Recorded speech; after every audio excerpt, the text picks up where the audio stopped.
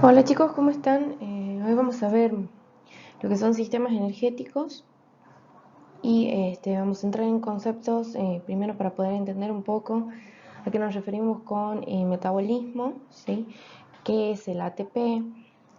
Los distintos tipos de energías, ¿sí? Esa energía también como cuando se convierte en trabajo y en potencia, y poder ir viéndolo un poco más también con ejemplos de esfuerzo físico. Y también todo basado obviamente en la dieta y en la utilización, digamos, de esa energía que proviene del ATP, ¿sí? Bueno, sigamos acá. Para empezar tenemos que definir un poco lo que es el metabolismo, que es ese complejo, ¿sí? Es un proceso complejo, está formado por muchos otros más, entre los que se destacan dos principales, el catabolismo y el anabolismo. Cada uno de estos consiste en una serie de reacciones químicas, ¿sí? Que esas reacciones químicas también se las denominan vías metabólicas en nuestro organismo. Ahora bien, ¿qué es el catabolismo? Es un proceso de descomposición, es decir, nosotros ingerimos un alimento, ese alimento obviamente para poder ser asimilado por las células de nuestro cuerpo, deben convertirse, ¿sí? O sí, pasar, ¿sí? De ese tamaño de macromoléculas en la cual nosotros ingerimos el alimento a micromoléculas o moléculas asimilables por las células, ¿sí? O nutrientes, mejor dicho. Entonces ese proceso por el cual se descomponen los alimentos de algo grande a algo más pequeño se denomina catabolismo, que es lo que estamos observando acá en la reacción. Moléculas grandes a moléculas pequeñas. Mientras que el anabolismo es el proceso contrario, es un proceso de síntesis. ¿Qué quiere decir? Que a partir de estas moléculas pequeñas, ¿sí? Que están todas por separado y de manera singular, se van a agrupar, se van a formar, se van a sintetizar para formar grandes moléculas, ¿sí? Como en el caso de lo que vimos acá al principio en catabolismo, ¿sí? Entonces, ambas de estas reacciones tienen lugar dentro de las células y se producen de forma continua y simultánea. Es decir, yo cuando ingiero un alimento que va a tener grandes moléculas, se está dando un proceso de descomposición o catabolismo para formar pequeñas moléculas.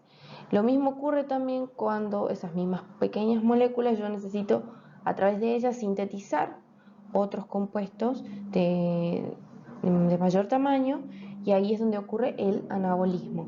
Para que puedan ocurrir estas dos reacciones, sea catabolismo o anabolismo, necesitamos del aporte energético. Y ese aporte energético lo brinda una molécula muy importante que se denomina ATP. Ya vamos a ver qué significa ATP y cómo funciona.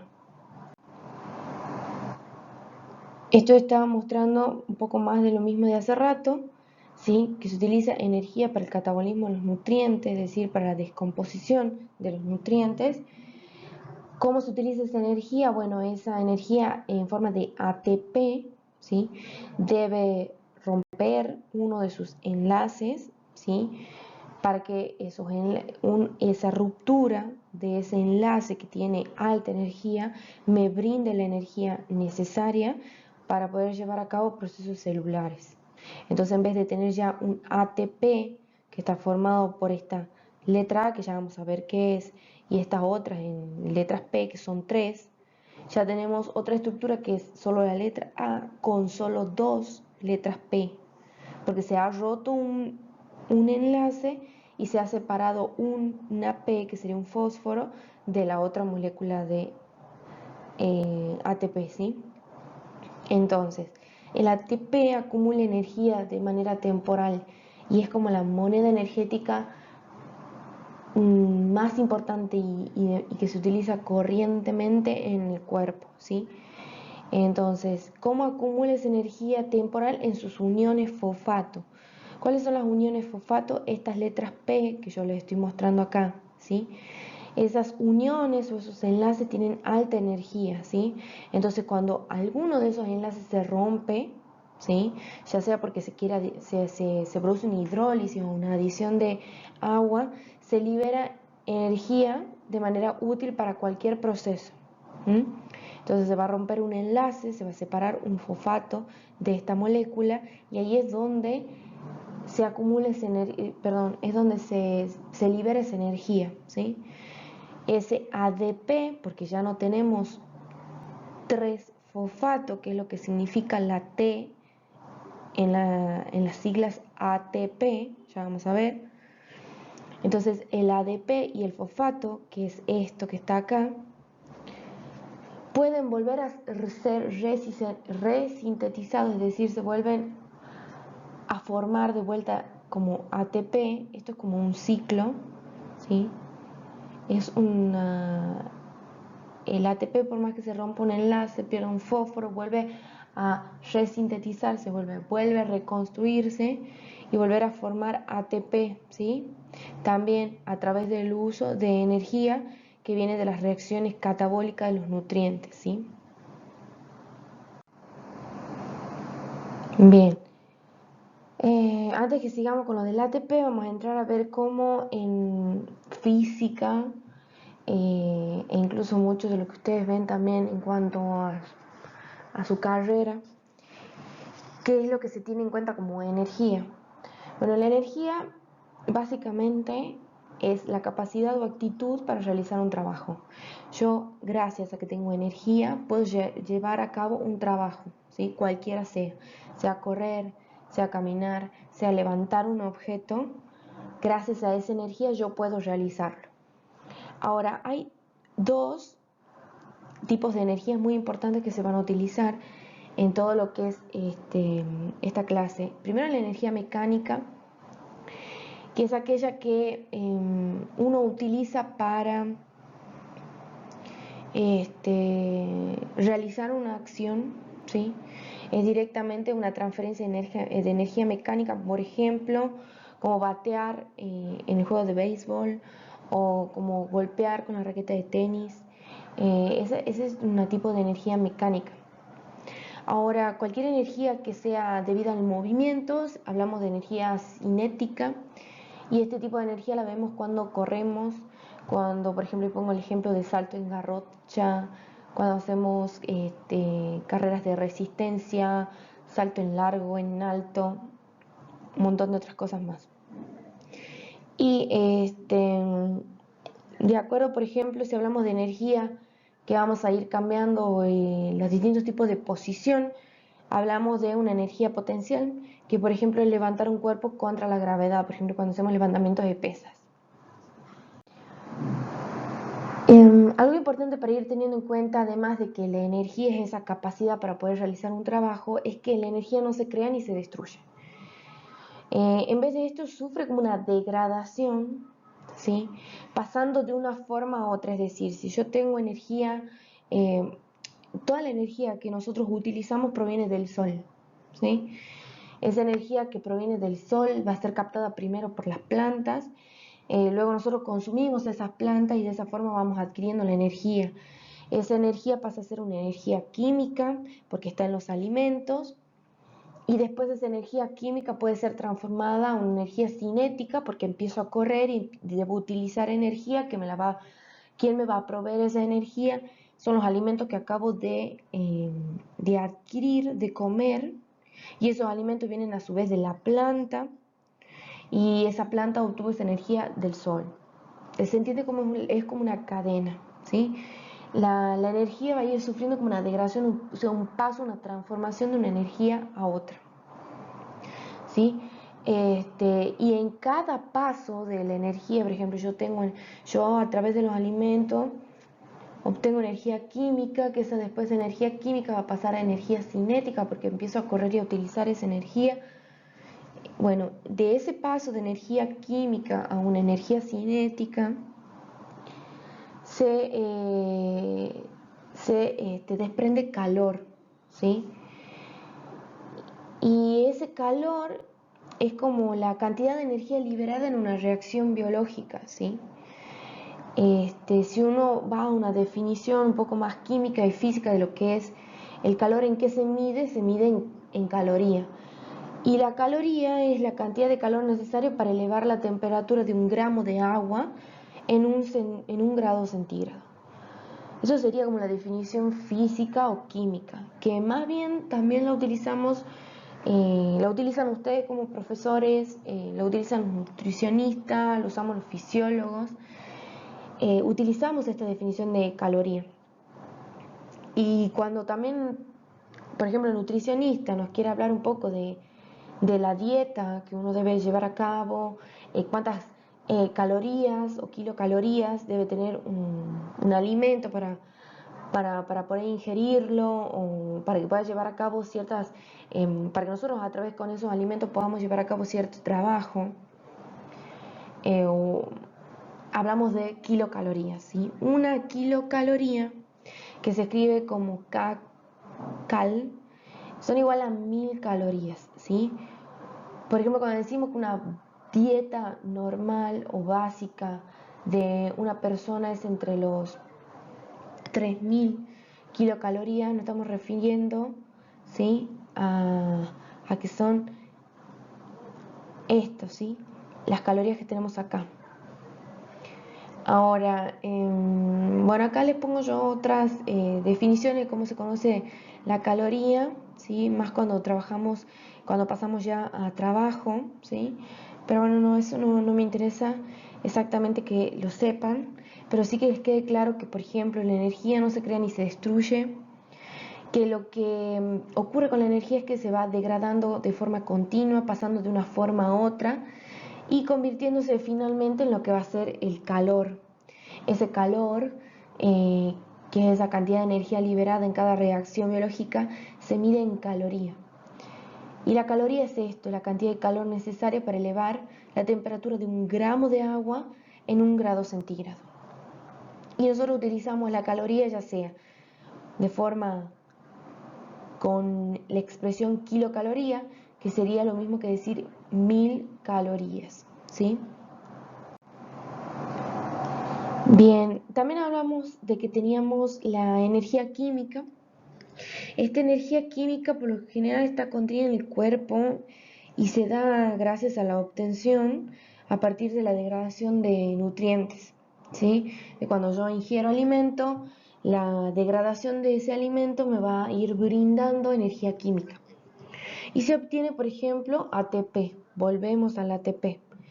Un ejemplo físico sería, por ejemplo, cuando uno trota, cuánta energía va a requerir a través de ese ATP para poder llevar a cabo esa función. Y aquí está, de 90 a 120 kilocalorías es el calor o esa energía que se va a requerir para poder llevar a cabo este trote, ¿sí? Bien, también veníamos hablando de trabajo, que para poner un poco acá en concepto qué es el trabajo, este trabajo va a ser el resultado de la fuerza, ¿sí? Que actúa a lo largo de una distancia, ¿sí? Por ejemplo, la fuerza, yo acá les pongo como ejemplo el peso. El peso de una persona es considerado una fuerza, ¿sí? Y una distancia, por ejemplo, que uno ponga 2 metros. Entonces el trabajo para poder caminar 2 metros para una persona de 70 kilos va a ser igual a 140 joules. ¿Qué son los joules? Son esto que yo les mostraba hace rato en la diapositiva anterior, ¿sí? Que está al final, que es otra forma de medir, ¿sí? El trabajo o también la energía, perdón, el calor. Puede emitirse energía sin hacer trabajo, mientras no haya un desplazamiento, no hay trabajo. Eso lo pongo porque después vamos a hablar de qué ocurre cuando estamos, por ejemplo, en reposo, cuando no estamos llevando a cabo una actividad que ocurre con esa energía. Y bueno, la potencia es ese trabajo realizado por unidad de tiempo, ¿sí? Es decir, esa energía acumulada, ese trabajo realizado en un determinado tiempo. Por ejemplo, cuando realizamos atletismo se puede apreciar mejor lo que es la potencia, ¿Por qué? Porque estamos realizando un trabajo que está siendo continuo en tiempo o está siendo prolongado en un determinado tiempo, y ahí uno puede evaluar si la potencia de la persona es alta o baja, ¿sí? Acá les pongo un ejemplo, por ejemplo en actividades deportivas.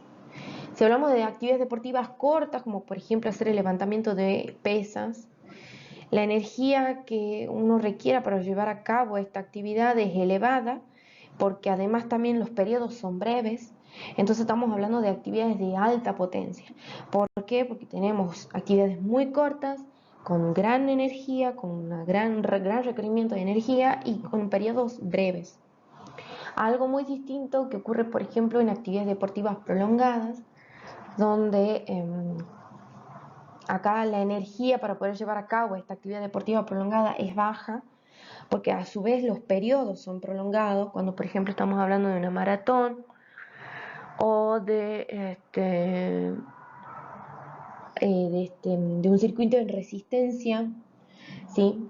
Son actividades un poco prolongadas, entonces la energía va a ser baja, entonces por lo tanto también se requiere de una baja potencia, ¿sí?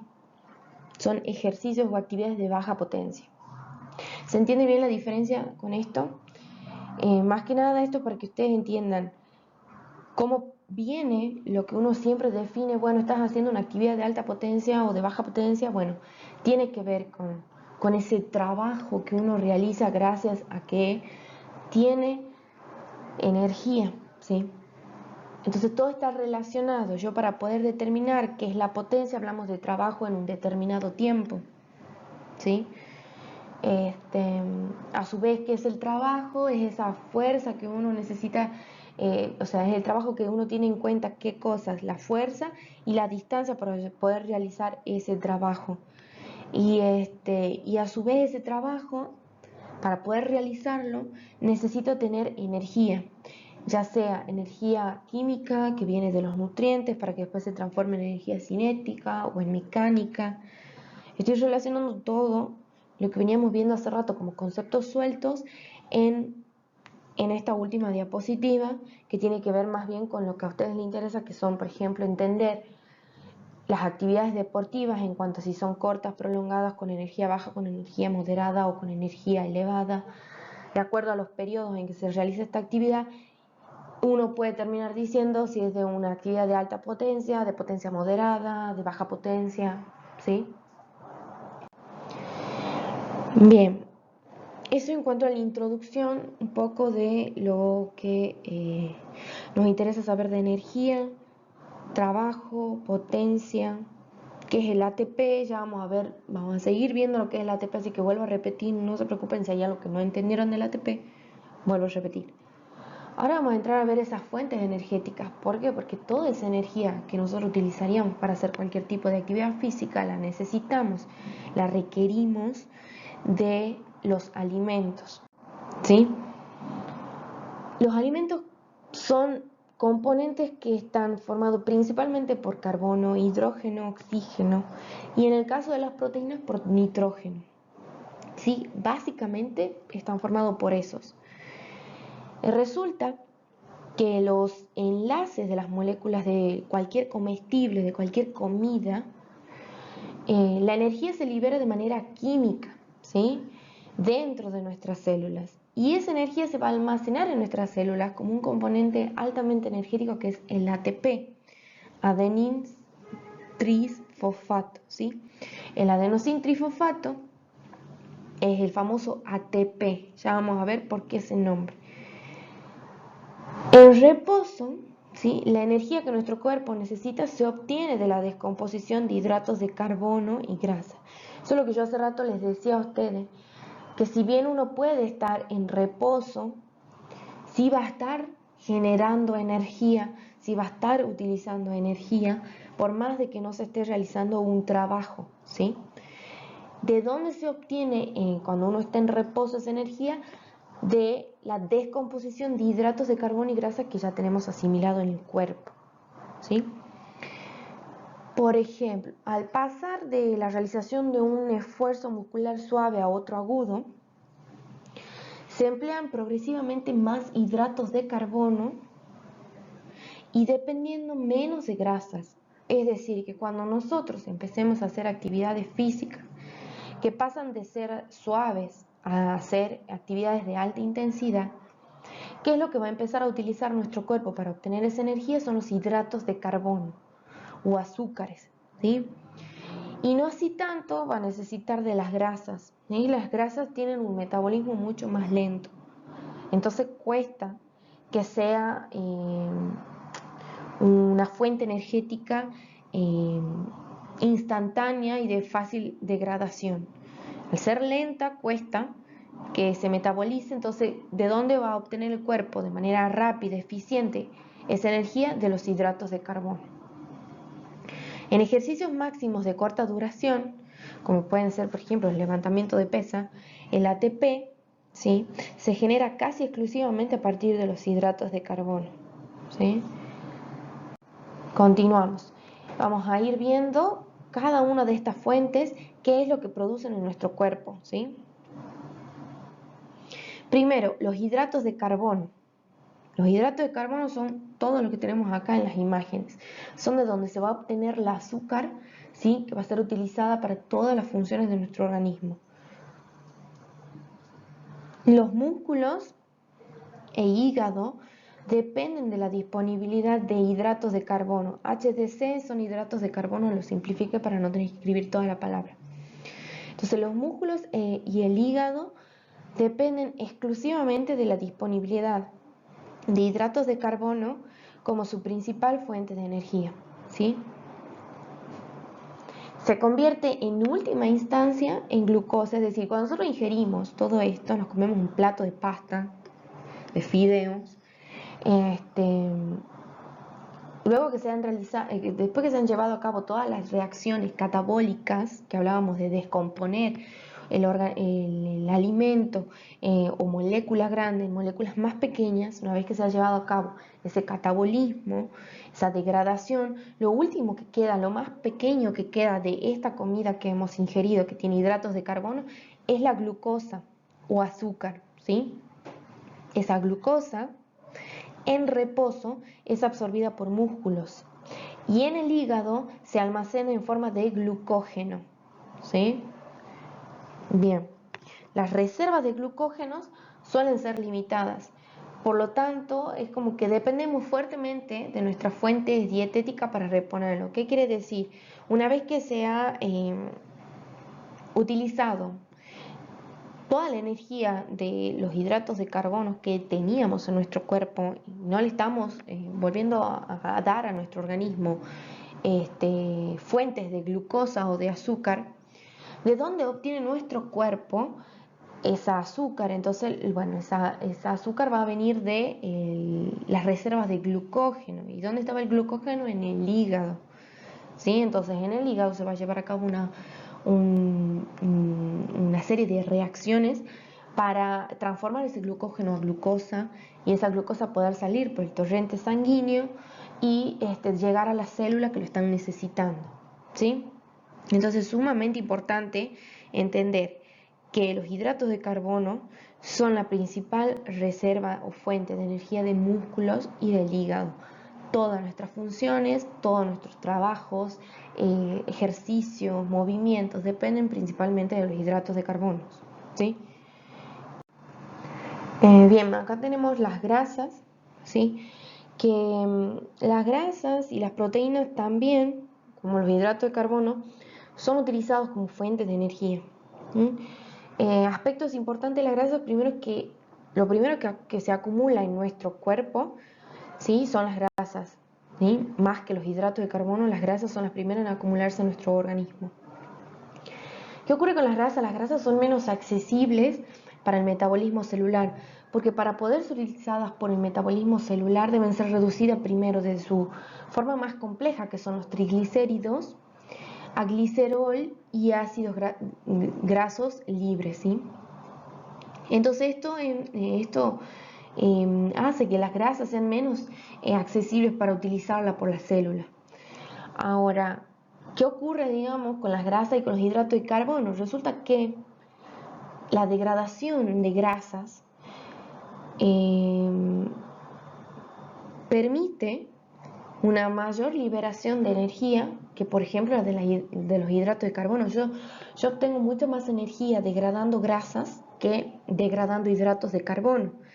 Pero el problema es que el ritmo de liberación es mucho más lento de las grasas que de los hidratos de carbono. Es por eso que el organismo, cuando por ejemplo estamos realizando una actividad suave a una de alta intensidad, va a tomar primero la descomposición, va a descomponer hidratos de carbono porque son mucho más rápidas de descomponer que descomponer las grasas, que son más lentas, por más de que las grasas sean las que liberen más energía. ¿Sí? Esos detalles no se olviden. Bien, las proteínas también, como les decía, son fuentes de energía, pero más que ser fuentes de energía son muy utilizadas como moléculas estructurales, ¿sí? Son prácticamente como los ladrillos con los que se construye nuestro cuerpo y proporcionan por esta razón muy poca energía, ¿sí? Las que mayor energía brindan son las grasas, después los hidratos de carbono y como en última instancia las proteínas. Bien, un proceso por el cual las proteínas o incluso las grasas se convierten en glucosa se denomina gluconeogénesis, ¿sí? Gluco de azúcar y neogénesis de la formación, ¿sí? El proceso por ese cual se transforma una proteína o una grasa a azúcar, ¿sí? Las proteínas pueden también convertirse, ¿sí?, a través de una serie de reacciones en ácidos grasos, y eso tiene otro nombre, pero bueno, que no lo coloqué acá porque no necesito en sí que se lo sepan. Pero bueno, otra cosa importante también de las proteínas es que aportan entre el 5% y el 10% de la energía necesaria para mantener un ejercicio prolongado, ¿sí? En el caso, por ejemplo, en el que uno haga una carrera, en el que haga natación, ¿sí?, en el que son ejercicios prolongados, entonces por ahí las proteínas aportan ese 5 a 10% de la energía necesaria, ¿sí?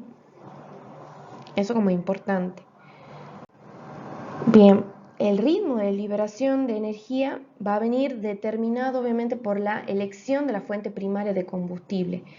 ¿Qué quiere decir? Si yo a mi cuerpo le estoy dando un alimento donde tiene hidratos de carbono, grasas y proteínas, es muy probable que el ritmo de esa liberación de energía yo lo obtenga a través de, por ejemplo, del hidrato de carbono, que es el más rápido en degradarse para poder obtener esa energía.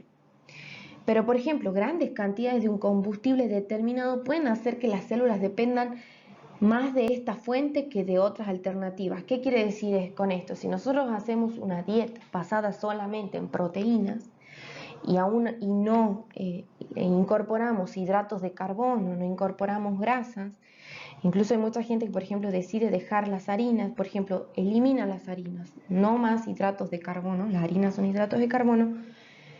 Yo voy a hacer que mi cuerpo dependa mucho más de la fuente de proteínas, que es la que le estoy dando constantemente a mi cuerpo, porque he dejado de consumir hidratos de carbono, porque no consumo grasas. Entonces el cuerpo va a depender solamente de las proteínas para poder obtener la energía necesaria, ¿sí? Y se va a olvidar, ¿sí?, prácticamente de las otras alternativas. Cuando nosotros queramos retomar una alimentación basada en hidratos de carbono, nuestro cuerpo solo va a asimilar las proteínas. ¿Por qué? Porque lo acostumbré por tanto tiempo a no consumir hidratos de carbono, ¿sí? Eso tiene que ver con esto de ritmo de liberación de energía que yo les coloco acá, que va a venir determinado por eso, por la elección de la fuente primaria del combustible o de la comida, ¿sí? Continuamos. Después tenemos lo que es la producción de ATP. Esto de la producción del ATP, retomo de vuelta lo del ATP, acá vamos a ver en mayor detalle. La molécula de ATP, ¿sí?, que se denomina adenosín trifosfato, esas son lo que significan las siglas. La P es de fosfato, pero ¿qué ocurre? Porque fosfato en inglés se escribe con P, ¿sí? y como todo está básicamente hecho gracias al idioma del inglés, nosotros tenemos que llamarlo así, ¿sí? Entonces, una molécula de ATP está compuesto por una adenosina, que es una molécula compuesta por adenina y un azúcar ribosa, o sea, esta es la adenina, esta es la azúcar ribosa, ¿sí? Y estas dos, adenina y ribosa, es lo que forman la adenosina, ¿sí? Entonces, un ATP está formado por esa adenosina más la combinación de 3 grupos fosfato. Un grupo fosfato, 2. El segundo grupo fosfato y el tercer grupo fosfato inorgánico, ¿sí? Esto es una molécula de ATP, ¿sí? Cuando una enzima que se denomina ATPasa es específica del ATP, actúa sobre el ATP, separa o rompe el enlace de un fosfato de la molécula y de esta forma, una vez que rompe el enlace, se libera energía en gran cantidad. La molécula que nosotros teníamos que era ATP porque tenía adenosina y tenía los 3 fosfatos, se pasa y se convierte o se reduce a adenosina con solo 1, 2 fosfato. Por eso el nombre de ADP. Adenosin, D de 2, P de fosfatos. Es porque tiene, en vez de tener 3 como sabía tener acá, ahora tiene 2. ¿Por qué? Porque se rompió un enlace y se liberó un fosfato. ¿Sí? Quiero que esto quede claro porque el ATP se utiliza para todo. Incluso cuando veíamos sistema muscular, cuando se ve sistema nervioso, todo se utiliza en base al ATP. Y estoy seguro que muchos de ustedes no sabían lo que era el ATP.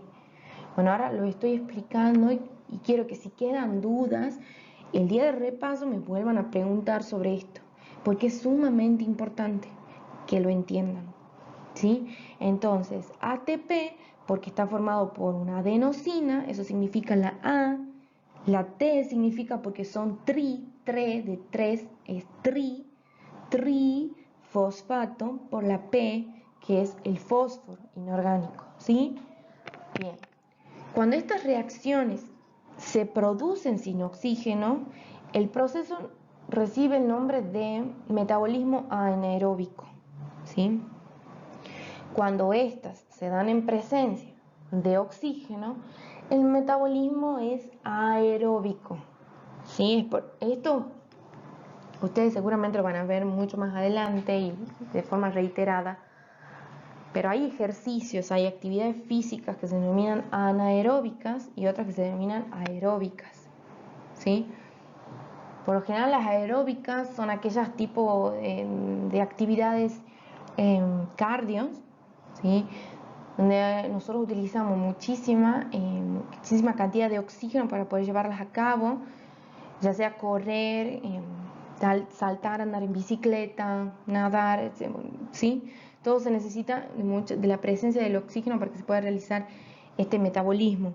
Y hay, por ejemplo, en otras donde no hay una gran utilización de oxígeno, y por ejemplo esto cuando uno hace levantamientos de pesas, ¿sí? O trabajos más musculares que de tipo cardio o aeróbicos. Los sistemas aeróbicos, ¿sí? Son aquellas reacciones químicas que conducen a una degradación completa de los glúcidos. Los glúcidos son lo mismo que los hidratos de carbono, ¿sí? Y de los lípidos, ¿sí? Entonces, los sistemas aeróbicos van a degradar glúcidos y lípidos en dióxido de carbono, agua y en energía en presencia de oxígeno. Esto, por ejemplo, se da mucho gracias a las mitocondrias de todas las células, ¿sí? Y después tenemos los sistemas anaeróbicos, que son todas aquellas reacciones cuyos resultados dan una degradación parcial, no es completa, sino parcial, de glúcidos, es decir, de hidratos de carbono, en un compuesto intermediario de pequeñas cantidades sin utilización de oxígeno. Y esto, por ejemplo, se lleva a cabo a nivel celular en el citoplasma. Bien, ahora, ¿cómo las células generan ese ATP? ¿Sí? Bueno, lo hacen gracias o mediante a 3 métodos muy importantes. El sistema glucolítico, el sistema oxidativo y el sistema ATP-PC. Vamos a empezar desde el más básico, el más sencillo, al más complicado. No me voy a detener mucho en los más complicados, pero ¿por qué? Porque lo complicado de los sistemas, cuando hablo de complicado, es porque son muchísimas reacciones químicas. Entonces no vale la pena que yo me ponga a explicarle la complejidad de ese sistema químico, porque no se lo van a acordar y tampoco creo que lo pongan en práctica, ¿sí? Pero sí quiero que entiendan, digamos, que hay 3 fuentes por las cuales se obtiene ATP. Y esta, por ejemplo, es la más sencilla, que es la de gracias a la fosfocreatina, ¿sí? Y bueno, esta fosfocreatina se almacena, ¿sí? En los músculos, ¿sí? Es una molécula que está formada por fosfato de creatina. Bueno, vamos a ir viendo, digamos, qué es lo que ocurre con este proceso. A diferencia, digamos, de lo que veíamos hace rato con el ATP, la energía que se libera por la descomposición de la fosfocreatina no se usa directamente para realizar un trabajo celular en sí, sino que esta lo que va a hacer es reconstruir el ATP para mantener el suministro constante de ATP. ¿Qué quiero decir con esto? La fosfocreatina lo que va a hacer es formar constantemente ATP, que es lo que a nosotros nos interesa y que es lo que utiliza la célula para obtener energía, ¿sí? Entonces, este sistema, más que utilizar o descomponer esta fosfocreatina para realizar actividades metabólicas, es mejor dicho decir que esta se utiliza para directamente suministrar constantemente o estar formando constantemente ATP. ¿Sí? ¿Dónde se almacena esta fosfocreatina? En las células musculares, ¿sí? Entonces, la liberación de energía, que es lo que estamos viendo acá con este gráfico, por parte de la fosfocreatina, es facilitada por una enzima que es la creatinsinasa, ¿sí? Que está acá, yo les coloco acá el nombre. Esta va a actuar directamente sobre la fosfocreatina para separar el fosfato de la creatina. Entonces vamos a tener por un lado fosfato y creatina. Ahora, ese fosfato que fue liberado, ¿sí? Y a su vez también se liberó energía al romper ese fosfato, es el que va a ser utilizado para poder formar una nueva molécula de ATP, ¿sí? Bien, por ejemplo, cuando nosotros rompíamos una molécula de ATP, había un fosfato que se liberaba, entonces ese ATP pasaba a ADP, ¿por qué? Porque ya tengo 2 fosfatos. Entonces ese ADP, para volver a formarse en ATP, necesita que alguien le facilite un fosfato. ¿Quién le va a facilitar el fosfato? La fosfocreatina. La fosfocreatina se va a través de una enzima que se denomina creatinquinasa, va a romper esta molécula y va a liberar fosfato y creatina. Entonces ese fosfato liberado va a ir y va a formar parte de ese ADP que teníamos. Junto con este fosfato volvemos a tener una nueva molécula de ATP que luego vamos a utilizar para poder seguir realizando cualquier tipo de actividad celular y tener energía. ¿Sí? ¿Queda claro eso? La fosfocreatina, entonces, sirve para poder reconstruir el ATP. Esa es su función principal. ¿Y dónde se almacena esa fosfocreatina? En los músculos, ¿sí? Esa fosfocreatina, a través de una enzima, se va a romper o se va a descomponer en fosfato y en creatina. Y ese fosfato va a formar parte, ¿sí? O va a ser el suministro continuo que la fosfocreatina le va a dar al ADP cuando éste ande necesitando un fósforo para poder formar una nueva molécula de ATP. ¿Sí? Este sistema es muy conocido por ser un sistema anaeróbico de rápida disponibilidad. ¿Sí? Por ejemplo, en una actividad de alta intensidad, yo necesito tener un gran suministro de ATP. Entonces, ¿dónde busco reconstruir las moléculas de ATP que voy a estar utilizando? A través de la fosfocreatina. La fosfocreatina, que se encuentra en las células musculares, en esta cantidad de nombres y en mujeres, se lo puse un detalle como para que sepan que, por ejemplo, los hombres tienen una mayor reserva de fosfocreatina que las mujeres. Y la duración, digamos, de esta utilización de la fosfocreatina para poder reconstruir ATP es de unos pocos segundos, ¿sí? 10 a 30 segundos, y por lo general se utilizan en actividades de repetición, de velocidad, de balanceo, de salto, ¿sí? Y bueno, la regeneración lleva unos minutos después de la actividad física. ¿La regeneración de qué? De la fosfocreatina, ¿sí? Para que vuelva a esta a reconstruir ATP y podamos tener una disponibilidad ATP de manera más rápida en actividades ya sea de velocidad, de balanceo, de salto, ¿sí? Esto es importante, ¿sí? Porque la fosfocreatina, que ya, bueno, ahí en otra diapositiva les voy a mostrar, hay una forma de ingerirla, ¿sí? Entonces, eso ya vamos a entender para qué necesitamos nosotros la fosfocreatina, ¿sí? Más que nada es para tener esos reservorios, almacenarlo en los músculos y que sea un buen reservorio de fosfato para que después pueda reconstruir de manera más rápida ATP y tener más energía uno al poder realizar una actividad física. Bueno, esta imagen, esta gráfica lo que muestra es el porcentaje del cuerpo en reposo y el porcentaje en tiempo, ¿sí? Y en azul tenemos todo lo que es ATP y en rojo la fosfocreatina. ¿Qué es lo que explica esta gráfica? Que primero, durante los primeros segundos de actividad muscular intensa, por ejemplo, acá les pongo el ejemplo del sprint, que capaz que ustedes saben qué es, yo lo tuve que averiguar.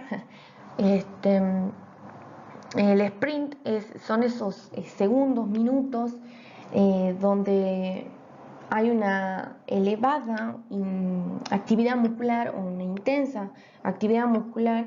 Por ejemplo, cuando estamos terminando de realizar una actividad física, por ejemplo, una carrera de 100 metros, y en los cuales ya me quedan un par de segundos para llegar a la meta y tengo que activar todo mi cuerpo de manera intensiva para poder llegar a la meta. Bueno, ahí es donde podemos decir que esto se llama sprint, si no después ustedes me corrigen después. Bueno, en este momento donde esta actividad muscular es intensa, el ATP se mantiene como en un valor relativamente uniforme, ¿sí? Que es esto que más o menos nosotros vemos acá, ¿sí? Pero el valor de la fosfocreatina va a empezar a declinar, ¿sí? O declina, ¿sí? Es decir, baja de forma constante cuando se usa el compuesto para reponer el ATP agotado, ¿sí? Entonces, yo voy a empezar a utilizar fosfocreatina para poder reconstruir el ATP que está acá de manera constante en actividades altamente intensas. Si estamos hablando de valor en reposo, es decir, en 0 estoy en reposo, pero en 100 estoy en una gran actividad física, ¿sí? Bien, entonces tenemos valores constantes de ATP ¿Por qué? Porque me lo está reponiendo la fosfocreatina, que acá en el número 100, al igual que donde inicia todo, tanto la línea de ATP como la línea de fosfocreatina, estaban las dos en la misma altura, pero al ir reponiendo el ATP y mantenerse medio constante, la fosfocreatina empieza a disminuir, ¿sí? Empieza a agotarse, ¿sí? Y al agotarse ella, también deja de poder funcionar como una molécula de reposición de ATP, ¿sí? Entonces cuando ya llegamos casi al final, por estar casi en reposo, es que se llega al agotamiento, ¿sí? Que es este punto acá final. El nivel de ATP como el de la fosfocreatina son muy bajos y no pueden seguir proporcionando energía para más contracciones y relajaciones, ¿sí? Entonces una vez que tanto la fosfocreatina se agote, como así también al agotarse ella se va a agotar el ATP, porque no va a haber quien pueda reponer de manera rápida el ATP, no se produce más contracciones ni relajaciones, es decir, uno debe quedarse en reposo porque ya no tiene energía para poder continuar realizando cualquier tipo de trabajo, ¿sí? Esto es lo que marca más o menos esta imagen, para que ustedes tengan en cuenta que a medida que, si bien los valores de ATP se mantienen constantes porque hay alguien que le está brindando constantemente o reponiendo constantemente el fosfato para que esta molécula de ATP se reconstruya, esa otra molécula que es la que le está brindando el fosfato se va a ir agotando, y a medida que ésta se agote, en algún momento también se va a agotar y va a declinar, que es esto que vemos nosotros, el ATP, y nosotros no vamos a poder seguir realizando ningún tipo de actividad física porque no hay energía para más contracciones y más relajaciones. Bien, acá está lo que yo les decía hace rato de cuando uno consume creatina para poder mejorar la regeneración de la fosfocreatina durante el reposo, después de una sesión o de un entrenamiento intensivo. Entonces uno tiene que consumir más o menos por más de 5 días entre unos 20 gramos para poder mejorar la regeneración de la fosfocreatina para luego ser utilizada en entrenamientos intensivos, ¿sí? Una vez que yo la ingiero a esta fosfocreatina, los valores se van a ir elevando casi a un 80, 90, y la duración de la recuperación puede llegar a ser entre unos 120 segundos, que lo que sería en un minuto, es como que esta fosfocreatina se va a ir regenerando. Si uno ingiere creatina por más de 5 días, una cierta cantidad, entonces como que acostumbra al cuerpo que haya una mejora en la regeneración de esa fosfocreatina y esta fosfocreatina pueda ser elevada, ¿sí? Y recuperarse después de un minuto, después de un entrenamiento intensivo, ¿sí? Lo que yo les mostraba hace rato en una gráfica, básicamente lo escribí acá después, que por ejemplo la regeneración de la creatina lo que hace es restablecer la fuerza muscular al comenzar un entrenamiento intensivo, ¿sí? Esto más que nada se da para sesiones de entrenamiento más intensas. Esfuerzos muy intensos, repetitivos. Por lo general hay suficiente ATP como para 1 a 2 segundos como máximo. Entonces, que la fosfocreatina esté disponible para la regeneración inmediata de ATP es sumamente importante, ¿sí? Sin embargo, por ejemplo, el depósito o la regeneración o el almacenaje de fosfocreatina alcanza para alrededor de 10 segundos, ¿sí? Entonces, el incremento gradual de fosfocreatina en el músculo conduce a una degradación como medio retardada de la misma, ¿sí? Entonces, si el depósito de fosfocreatina alcanza para 10 segundos más de actividad intensa, yo necesito de alguna forma ingerir creatina para poder regenerar de manera mucho más rápida la fosfocreatina. ¿Qué quiere decir esto? Que cuando yo esté haciendo entrenamientos muy intensos debo descansar de manera breve, serán unos 20, 60 segundos, ¿sí? 1 minuto, 2 minutos, para que esos descansos sean lo suficientemente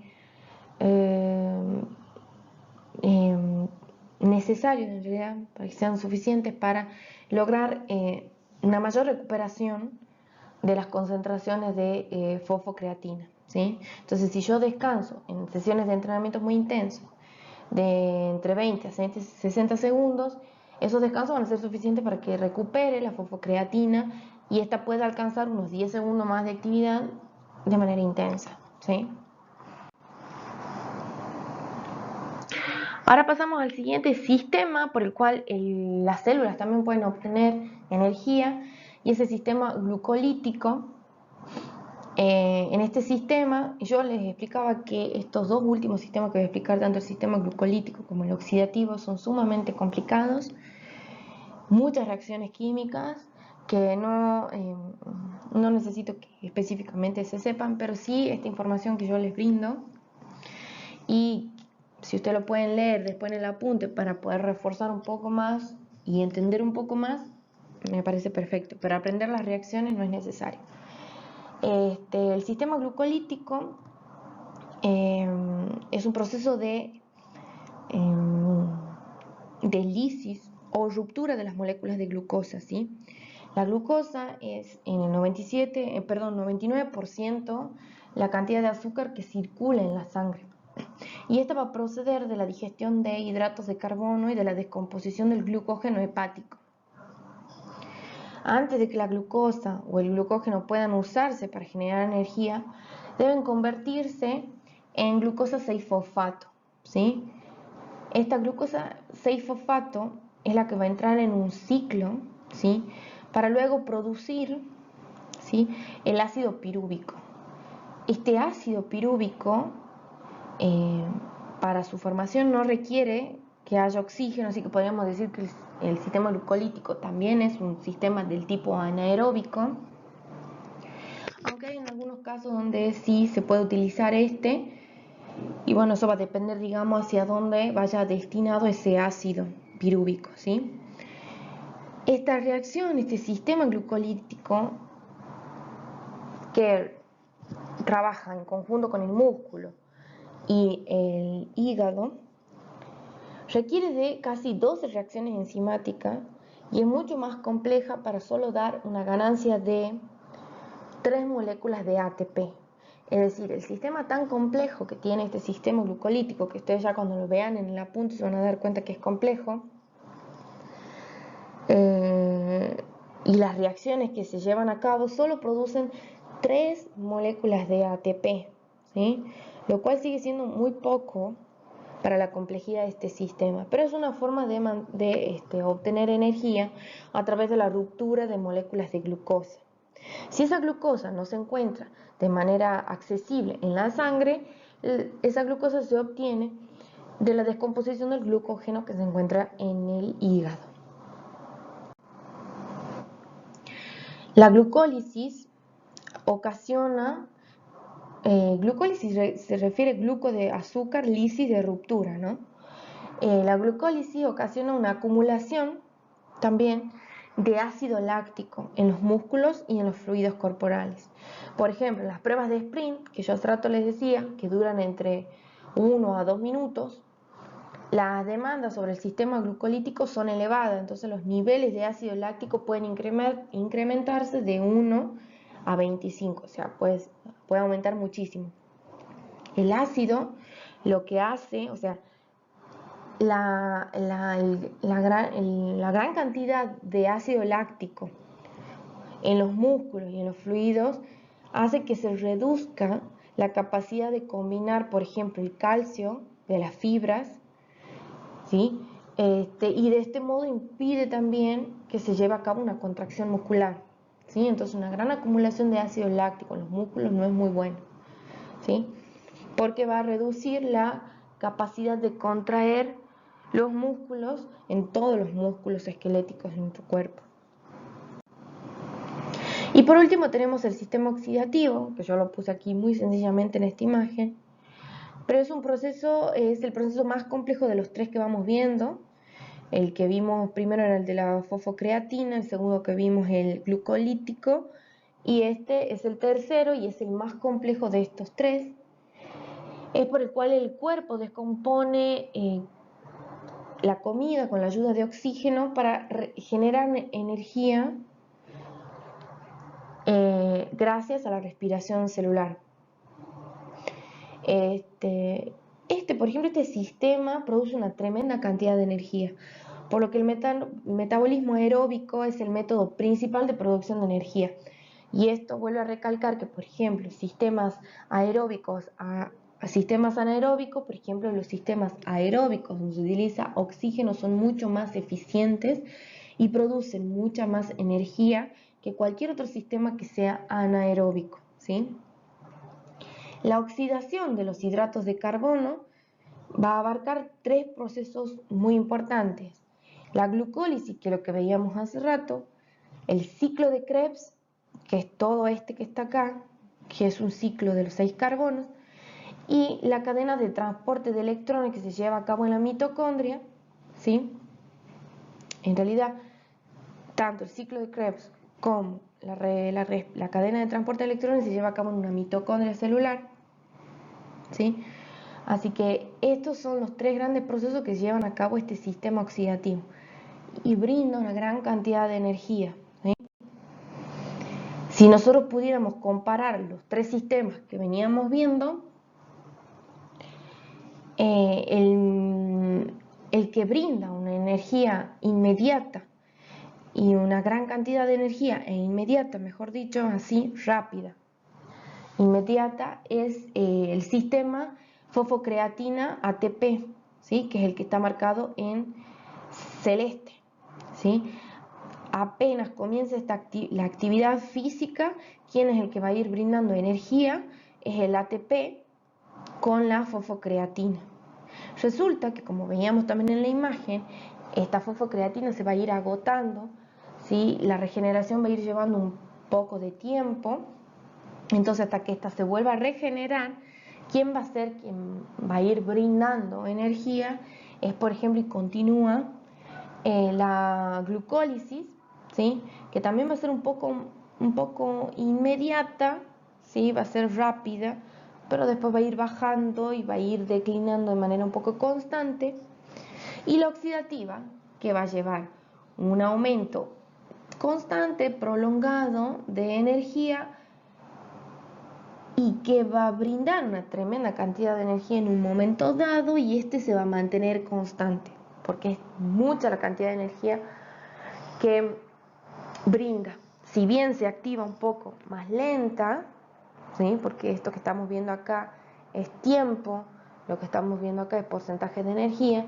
Si bien el color verde, que es el sistema oxidativo, va a demorar un poco hasta que alcance esa gran explosión de energía y se mantenga constante, quien va a ir brindando energía de manera inmediata va a ser primero la fosfocreatina y por segundo la glucólisis, ¿sí? Esto es lo que marca esta gráfica. Bueno, yo acá les coloco esto del continuum energético, que es un concepto que se utiliza más que nada para vincular la forma en que se suministra ATP. Y ese suministro de ATP va a tener que ver mucho con la forma en que va a participar los distintos tipos de sistema energético en base a la actividad física que se realiza. Por ejemplo, cualquier sea el tipo de actividad física que se realice, el costo energético va a estar dado más que nada por la magnitud del ejercicio y no tanto así por la intensidad o velocidad del mismo, ¿sí? Por ejemplo, si un atleta corre 1000 metros en 3 minutos o 5 minutos, la cantidad de ATP va a ser la misma en esos dos distintos tiempos, pero por ejemplo,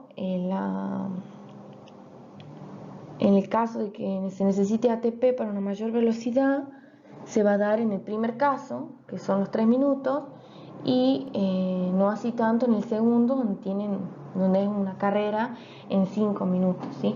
Entonces este continuum energético más que nada es el suministro de ese ATP vinculado al tipo de actividad física.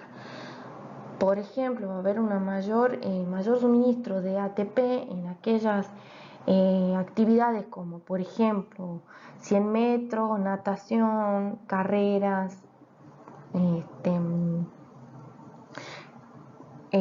también vóley o hockey, esas cosas. Y por ejemplo, y las de las otras tablas que también tenemos ahí, por ejemplo, las maratones, ¿sí? O las carreras de 5000, ¿sí? Son las que van a tener con mayor aporte o suministro de ATP que las otras, ¿sí? Eso está puesto ahí en la columna con estos valores para que ustedes más o menos vean en qué tipo de actividades hay un mayor suministro de ATP, ya sea en sistemas aeróbicos o anaeróbicos, dependiendo obviamente de ese tipo de actividad. Bien, acá esto está lo de los efectos de la dieta, que por lo general una dieta normal o mixta debe tener entre un 55% de hidratos de carbono, un 30% de grasas y un 15% de proteínas. Esto que está acá en la imagen esta es más o menos para mostrar que una dieta rica en grasa sería aquellas que tienen casi entre un 30, ¿sí? por ciento de lo que sería hidratos de carbono, ¿sí? Porque estos son hidratos de carbono.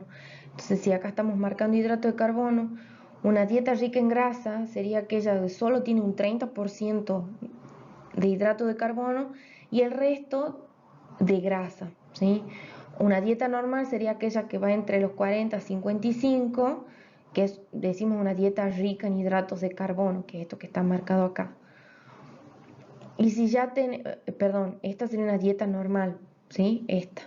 La de acá arriba, o sea, donde tenemos valores de porcentaje de hidratos de carbono que exceden los 80%, ya estamos hablando de que es una dieta rica en hidratos de carbono, ¿sí?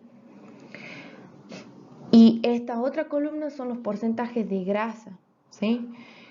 Que si, por ejemplo, tenemos porcentajes de grasa que llegan o exceden los 55%, estamos hablando de dietas ricas en grasa, ¿sí? Más que en hidratos de carbono, ¿sí? ¿Se entiende? Esta gráfica lo que muestra es el porcentaje de hidratos de carbono. Si ese porcentaje de hidratos de carbono es bajo, es decir, de casi el 10%, decimos que la dieta es rica en grasas. Si ya tiene entre el 40 al 55, hablamos que es una dieta normal. Y si tiene valores mayores a 80, hablamos de una dieta rica en hidratos de carbono, ¿sí? Bien. Después acá tenemos lo que es el famoso el umbral del lactato. El lactato es uno de los productos, ¿sí? Del sistema glucolítico, ¿sí? Y este es un buen indicador del potencial de un deportista para el ejercicio de resistencia, ¿sí? Ese umbral lactato está acá marcado en rojo y el punto en el que el lactato sanguíneo comienza a acumularse por encima de esos niveles de reposo durante un ejercicio de intensidad creciente. Durante una actividad entre leve y moderada, el lactato sanguíneo permanece solo ligeramente por encima del nivel del reposo, que sería este nivel de umbral. Eso se refiere con nivel de reposo. Con esfuerzo más intenso o con actividades mucho más intensas, el lactato se empieza a acumular rápidamente, ¿sí? Eso me va a indicar, digamos, el potencial que va a tener un deportista para poder realizar ejercicios de resistencia, ¿sí? Ya sean carreras de 5000, maratones. Y bueno, esto es el consumo energético en reposo y durante el ejercicio, que básicamente se mide con el índice metabólico, que es la cantidad de energía liberada por un fenómeno catabólico, es decir, por una degradación de alimentos. El índice metabólico total en un ser humano es aproximadamente entre 1300 a 1500 kilocalorías para una mujer adulta y entre 1600 a 1800 kilocalorías para un varón adulto, ¿sí? ¿Qué componentes alimenticios van a suministrar esa energía? Bueno, las grasas rinden en un 9,5 kilocalorías, tienen un efecto térmico del 5%. Los hidratos de carbono en un 4,5 y tienen un efecto térmico del 5%. Y las proteínas cerca de 4,1 kilocalorías y tienen un efecto térmico del 30%. Esto es lo que yo les decía al principio cuando empezamos, que las primeras que van a brindar una gran cantidad de energía son las grasas. Son las que más energía brindan, pero son las que también a su vez se metabolizan de manera mucho más lenta. Por eso es que para actividades físicas lo primero que se empieza a degradar en vez de las grasas son los hidratos de carbono.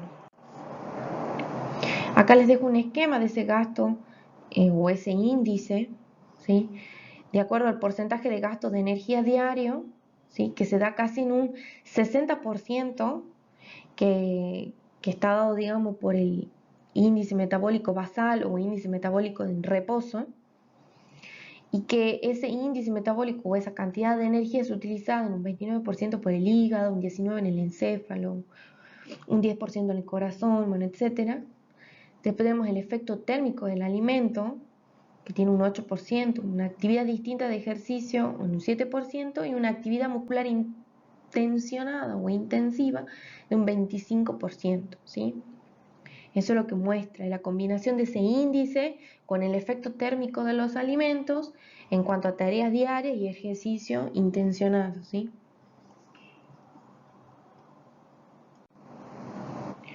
Y bien, acá les coloco lo del ritmo metabólico en reposo, que también es lo que se conoce como índice metabólico basal, que en una persona en reposo consume alrededor de 0,3 litros de oxígeno por minuto, lo que llega a equivaler a 18 litros por hora y a 432 litros de oxígeno al día. Entonces, ¿qué tiene que ver esto? Tiene que ver mucho con el tema de la kilocaloría por día.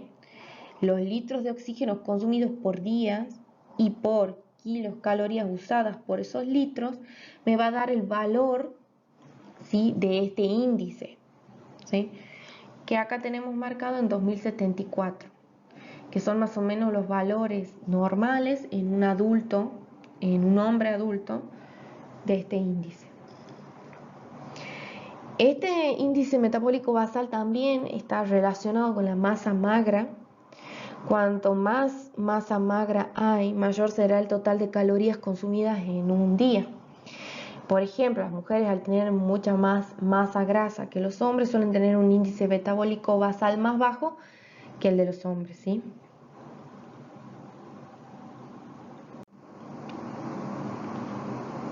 Y acá yo le coloco el índice de gasto energético del organismo, por ejemplo, cuando está despierto pero en reposo, o en un estado post-absortivo, ¿sí?, en un ambiente cálido y confortable, ¿sí?, cómo son cómo es ese índice de gasto energético en hombres de 10 a 12 años y mujeres de 10 a 12 años, o en hombres de 18 a 20 o de mujeres de 18 a 20 años, ¿sí?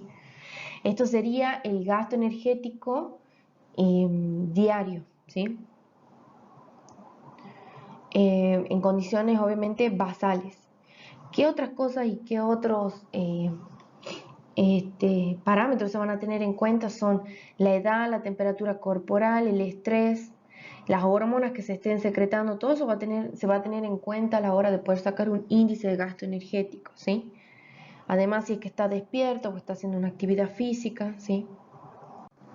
Y bueno, en esta diapositiva les resumo lo del índice metabólico total, que es el que va a contener a su vez el índice metabólico basal, ¿sí? Y ese índice metabólico basal va a depender del tamaño de la persona, del sexo, de la masa total, de la hormona, de la edad, de otros aspectos más. Y ese índice metabólico basal va a estar determinado en el índice metabólico total, que es el que se va a tener en cuenta si es que se está llevando a cabo una actividad física o la ingesta de alimentos y también la temperatura ambiental, ¿sí? Eso como para determinar cómo son los gastos calóricos en reposo y en movimiento. Y bueno, esa es la bibliografía que yo utilicé. Utilicé esta vez el libro de Gilmore de Fisiología de Esfuerzo y Deporte, que es el que yo les subí a ustedes en el apunte, para que puedan leer. Ahí tienen mayor detalle lo que yo les explico. O sea, la idea es que ustedes utilicen este PowerPoint de esta clase para que se vayan guiando de lo que van a ir leyendo.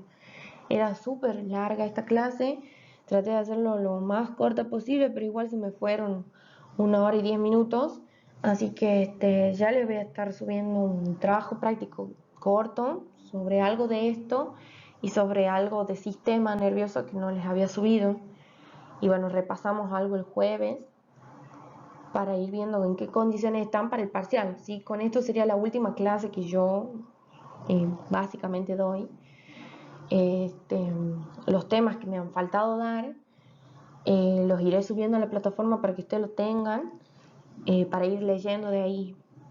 Obviamente, cuando vayan leyendo a la hora de rendir el final, si necesitan consulta, me van a tener que pedir consulta, porque bueno, nos quedamos sin tiempo, ¿sí? Bueno, ya les subo esto y nos vemos el jueves que viene. Que estén bien.